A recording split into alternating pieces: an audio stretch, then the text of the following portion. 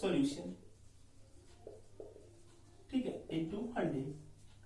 Clear? तो ये formula बन गया। अब इसमें आप कहेंगे कि डेफिनेशन क्या होगी, आप वॉल्यूम जो होगा वो हमेशा ध्यान रखिएगा इसमें ml में लीजिएगा, ये ml होगा। क्लियर? तो अब यहां से आप डेफिनेशन क्या बोलेंगे, तो आप ये कहेंगे number of ml of volume of solute, या आप ये कह लीजिए volume of solute ml of volume of solute is present in 100 ml volume of solution। ठीक है, तो एक बार फिर से सुन लीजिएगा, ml of volume of solute is present in 100 ml volume of solute। ठीक है, एक बार फिर से सुनिएगा, देखिए इसको, number of ml of volume of solute is present in 100 ml volume of solution known as volume by volume percentage. ठीक है, तो देखिए अब इसका मीन्स क्या निकलेगा। अब देखिए इसमें जैसे आप ये कहते हैं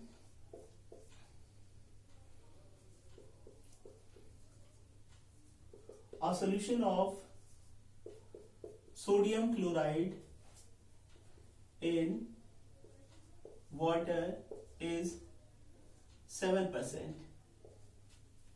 ठीक है, अब इसका मीन्स क्या निकला, तो आप ये कहेंगे 7 ml of NaCl is dissolved in 100 ml of solution। ठीक है, तो यहां से इसका मीन्स निकाल लीजिएगा, यानी आप ये कहेंगे कि a solution of sodium chloride in water is 7%। तो इसका मीन्स क्या होगा, 7 ml ऑफ सोडियम क्लोराइड जो होगा वो प्रेजेंट होगा 100 ml ऑफ सोल्यूशन। एक एग्जांपल और ले लीजिएगा अगर नहीं क्लियर हो रहा है, तो यहां पर ले लीजिएगा a solution of sucrose is sucrose in water is 9%। इसका मीन्स क्या है, आप खुद बता सकते हैं क्या, 9 ml sucrose is present in 100 ml of solution, ये इसका मीन्स होगी। ठीक है, तो ये आप कहेंगे वॉल्यूम बाय वॉल्यूम परसेंटेज हो जाएगा। तो एक बार सुन लीजिएगा फिर से डेफिनेशन क्या होगी, या फॉर्मूला सबसे पहले देख लीजिएगा, वॉल्यूम बाय वॉल्यूम परसेंटेज का formula volume of solute in ml volume of solution in ml into 100, यानी आप ये कहेंगे number of ml of volume of solute is present in 100 ml of volume of solution. ठीक है, और ये इसका सेंस ये निकलता है, ये आपने देख लिया। क्लियर? तो ये इतना कोई ज्यादा इंपॉर्टेंट नहीं है, उसके बाद हम नेक्स्ट देखते हैं हमारा टॉपिक क्या है। ठीक है,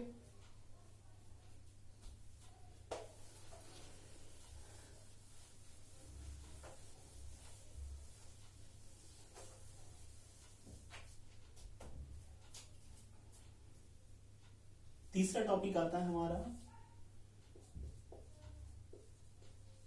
percentage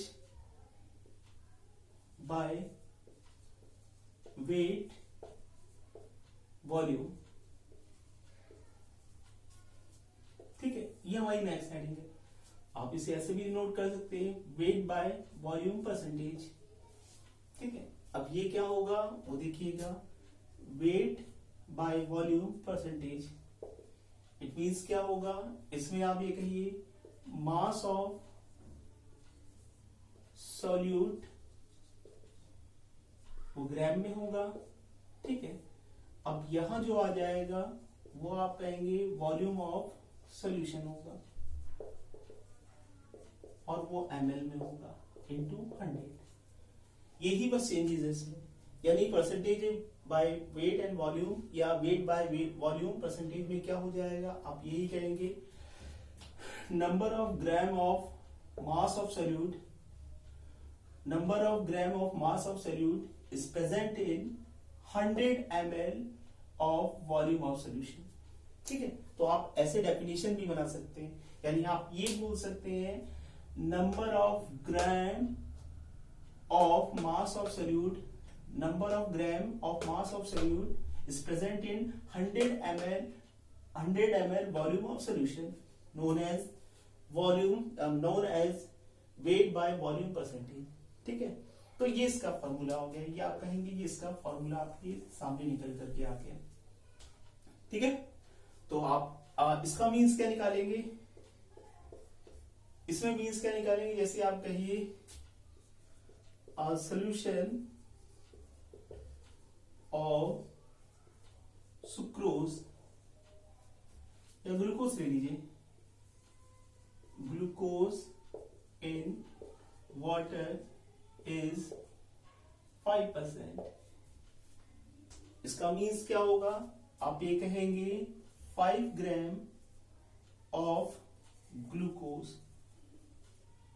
is present in 100 ml of solution. ये इसका मीन्स निकल आया. ठीक है, तो ये आप ये कहेंगे. एक और अगर लेना चाहें तो आप ये भी कह सकते हैं. देखिए इसमें सॉल्यूशन ऑफ, कह लीजिए NaOH in water is 10%. इसका मीन्स क्या निकला, इसका मीन्स यही तो निकला कि 10 gram of NaOH is present in क्या 100 ml ऑफ सॉल्यूशन. ये इसका मीन्स निकला है. ठीक है, समझ में आया ये चीजें, विदाउट इसमें. ठीक है, तो हम आगे बढ़ते हैं, आप देखते हैं आगे.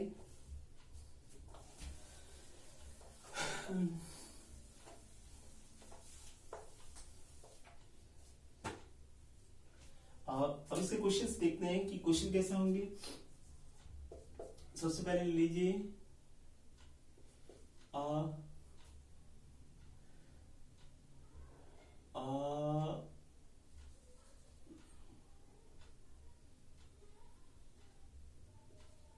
Glucose solution is 10%. ठीक है, और ये ले लीजिए आप वेट बाय वॉल्यूम परसेंटेज. ठीक है, अब क्या करना है हमें, यहां से हमें फाइंड करना है, find the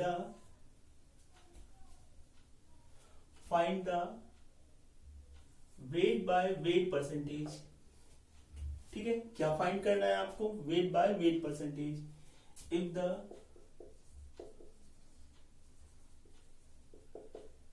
density of solution is 1.4 ग्राम पर ml. ये आपको क्वेश्चन दिया गया. और इसको सॉल्व कैसे करेंगे तो वो देखिएगा.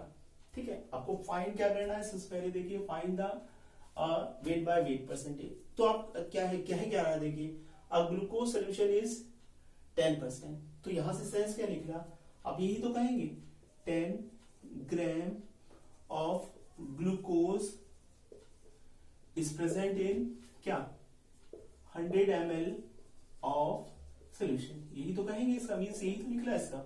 ठीक है, ये सेंस निकला इसका. ठीक है, यहाँ क्लियर. तो आपको फाइंड क्या करना है, weight by weight percentage. Clear.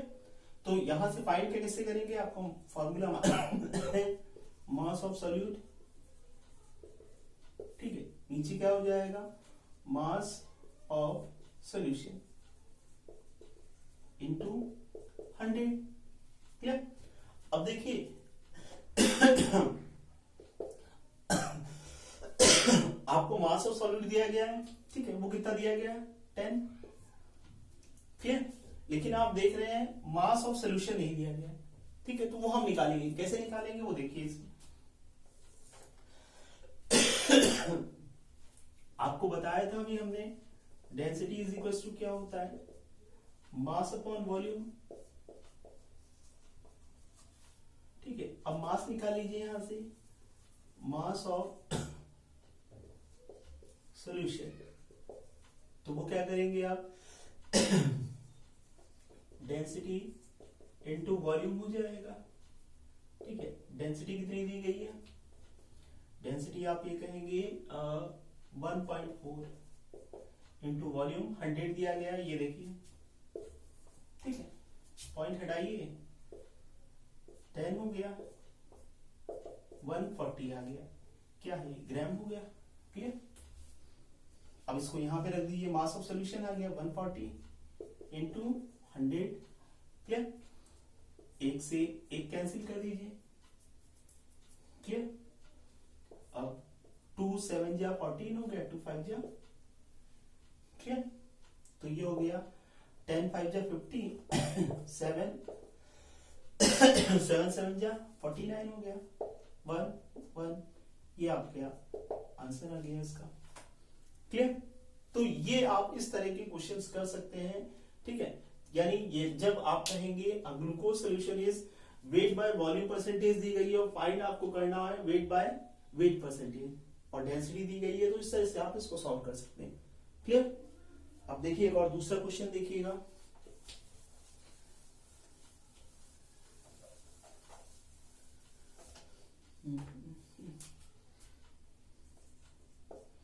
दूसरा क्वेश्चन जो है हम इसी को चेंज कर देते और सुक्रोज सॉल्यूशन इज 10% कर देते, ठीक है।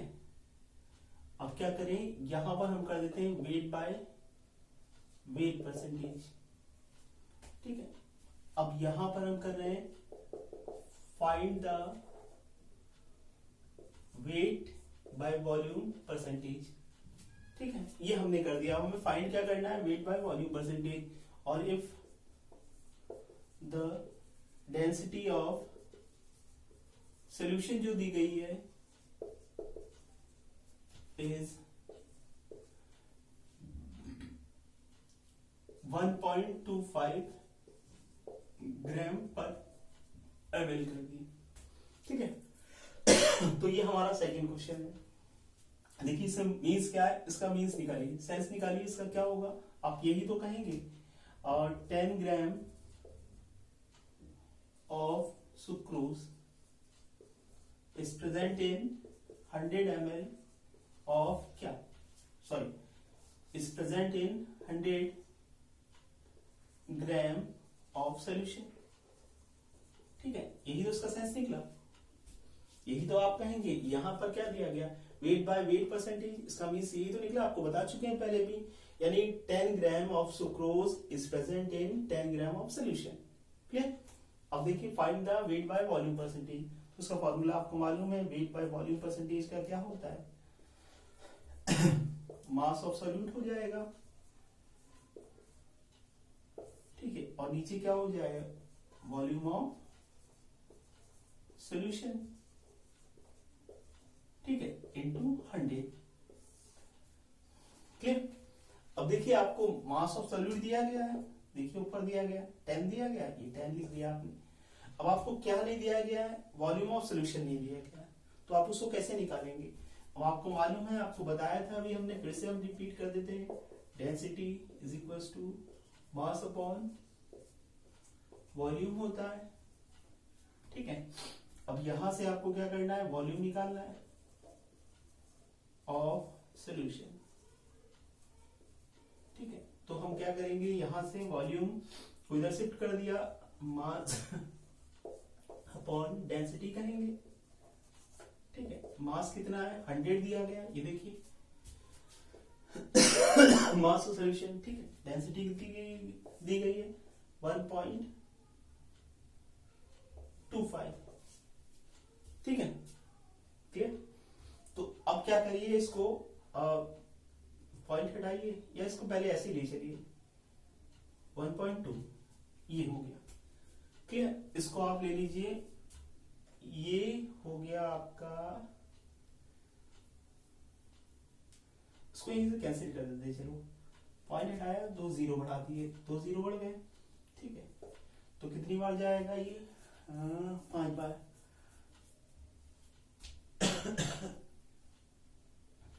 यानी ये गया पूरा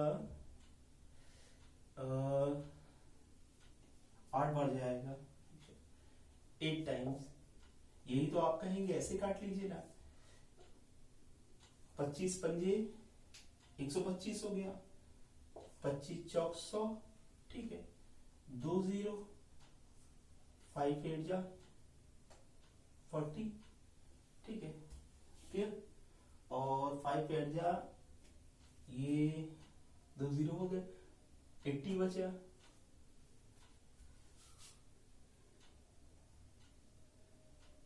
क्लियर, 80 हो गया, यानी ये हो गया आपका 80 ml, क्लियर। अब इसको लीटर में कन्वर्ट कर दीजिए, लीटर में कन्वर्ट करने के लिए क्या करेंगे, 1000 से डिवाइड कर देंगे, ठीक है, ये लीटर हो गया। तो आप यहां पे रख दीजिए 80 अपॉन 1000, ये हो जाएगा आपका 100, इसको कैलकुलेट कर लीजिए, यानी इसको ऊपर पहुंचा दीजिए। आप यही तो कहेंगे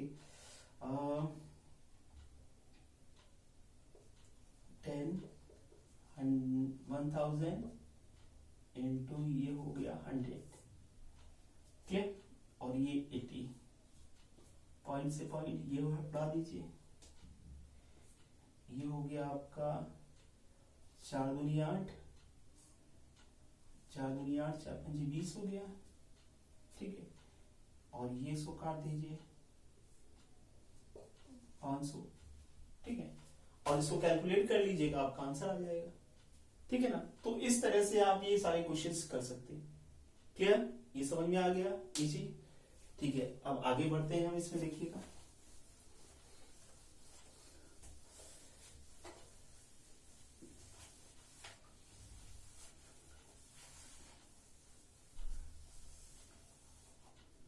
नेक्स्ट हेडिंग आती है हमारी, ये सारा हमने बता दिया आप लोगों को, ठीक है, क्या क्या बता दिया, percentage by weight, percentage by volume, percentage by weight upon volume, और उसके क्वेश्चन से बता दिए, ठीक है।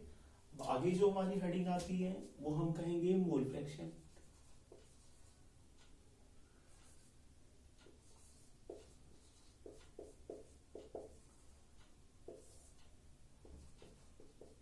अब मोल फ्रैक्शन क्या होता है वो देख लीजिएगा।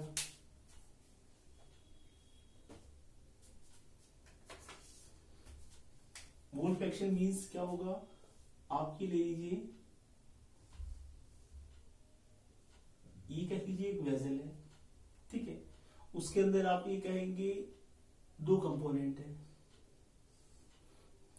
एक मान लीजिए ए है और एक मान लीजिए बी है, ठीक है, और इसके नंबर ऑफ मोल्स जो है वो आप कह लीजिए ए है, और इसके मान लीजिए नंबर ऑफ मोल्स जो है वो बी, क्लियर। तो अब आप ये कहेंगे कि मोल फ्रैक्शन होगा क्या, मोल फ्रैक्शन मींस आप ये कहेंगे, ये आप देख रहे हैं, ये जो सोल्यूशन है ये आपने मान लिया कोई सोल्यूशन, ठीक है, इसको ए को मान लीजिए सॉल्यूट और बी को मान लीजिए सॉल्वेंट, ठीक है। तो आप ये कह रहे हैं कि सोल्यूशन में 2 कंपोनेंट है ए एंड बी, क्लियर। तो ए और बी, तो आप ये कहेंगे डेफिनेशन क्या होगी मोल फ्रैक्शन की, तो सुनिएगा, mole fraction of a component, mole fraction of a component in a solution, कोई भी एक कंपोनेंट ले लीजिए, ठीक है, mole fraction of a component in a solution, ठीक है, is equal to the ratio of, is equal to the ratio of, is equal to the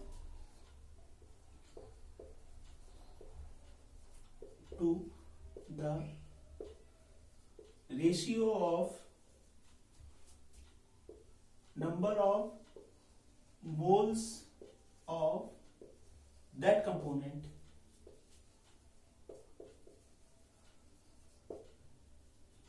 to the total number of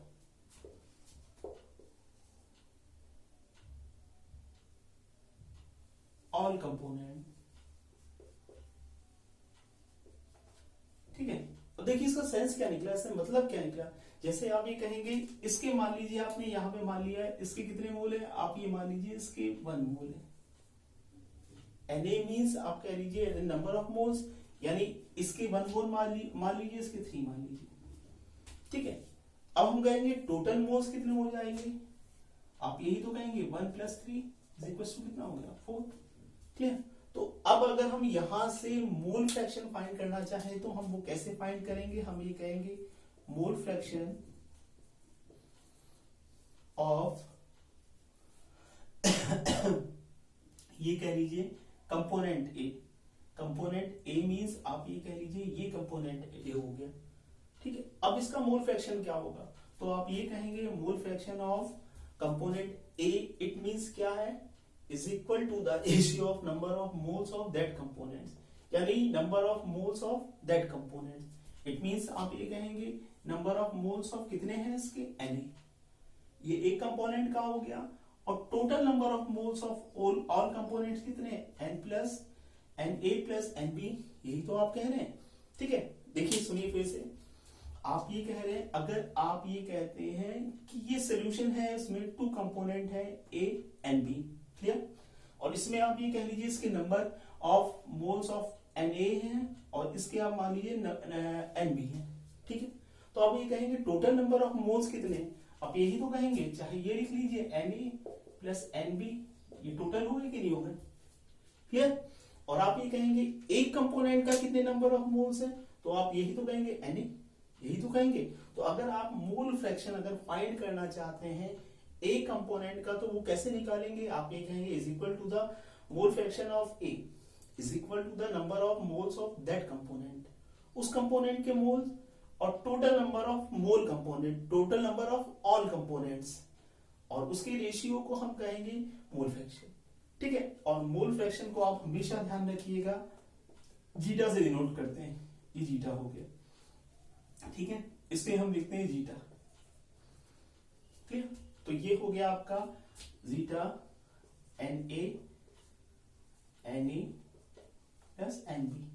अगर आपको ऐसे ही बी कंपोनेंट का mole fraction निकालना हो तो कैसे निकालेंगे, आप यही कहेंगे zeta B is equal to क्या हो जाएगा, Nb upon Na plus Nb। Clear, समझ में आई ये चीज, तो एक बार फिर से सुन लीजिएगा, अच्छी चीजें इंपॉर्टेंट है और ये आगे भी कई चीजों से रिलेट करेगा। ठीक है, तो देखिए ये हमने कहा ये कोई सोल्यूशन है, उसमें 2 कंपोनेंट्स है, जिसमें A और B मान लीजिए 2 कंपोनेंट्स हैं, और इसके नंबर ऑफ मोल्स, इसका Na है, इसका Nb है, तो आप यही तो कह रहे हैं total number of moles of क्या है, Na Nb, ये total number of moles of components है। ठीक है, अब आप ये कह लीजिए ये हो गया, आप ऐसे भी तो कर सकते हैं आप इसको ऐसे भी तो लिख सकते, ये 1 हो गया इसका, और 1 प्लस 3 क्या हो गया, 4 हो गया। आप इसको ऐसे भी तो लिख सकते हैं 3/4 हो गया। क्लियर, यानी आप ये कहेंगे डेफिनेशन क्या होगी,